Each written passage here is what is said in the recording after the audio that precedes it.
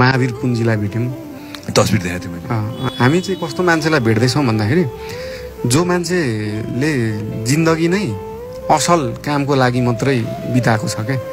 महावीर पुन्जीसँग भेट्दाखेरि उहाँलाई एकचोटि अफर के आएको थियो भन्दाखेरि उहाँले अफर के दिनुभएको थियो, त्यो यो नगरपालिकाहरूको सङ्घ गाउँपालिकाहरूको सङ्घ हुन्छ नि, तिमीहरू वर्षको 1-1 लाख सबैले छुट्याइदेऊ, अनि त्यो 1 लाखसँगै त्यहाँनिर एउटा पाना अथवा किताबमा तिमीहरूको समस्याहरू लेखिदेऊ, कुन कुन विषयमा रिसर्च गर्नुपर्ने छ, कुन कुन चिज चाहिएको छ, त्यो रिसर्च कतिवटाको त सिमिलर होला, कतिवटा म रिसर्च गरिदिन्छु, हाम्रो ठाउँ छ, हाम्रोमा मान्छेहरू आउँछन् रिसर्च गर्न।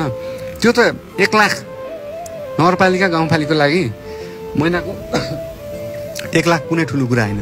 त्यो मानेनन् अरे मान्छेहरूले होइन। त्यो नमान्ने भनेपछि हामी जुन इनोभेसन भन्छौँ नि, हामी एउटा आफैले रिसर्च गर्नुपर्छ, हाम्रो समस्याको समाधान हामीले आफैले निकाल्नुपर्छ भन्ने कुरा त बुझ्ने मान्छे त रहेनछन् नि त। त्यो त सजिलै ओके गर्न सक्ने चिज थियो नि त होइन। अनि त्यो उहाँसँग भेट्दाखेरि यो पनि एउटा त उहाँलाई नै अनुदानहरू दिएर अनि उहाँलाई नै रिसर्च यो विषयमा यो समस्यामा गरिदिनु भन्न सकिन्छ। अर्को कुरा, त्यस्तो यो नेसनल इनोभेसन सेन्टर जस्तो ठाउँहरू चाहिँ तपाईँको हरेक नगरपालिका हरेक गाउँपालिकामा पनि राख्न सकिन्छ क्या।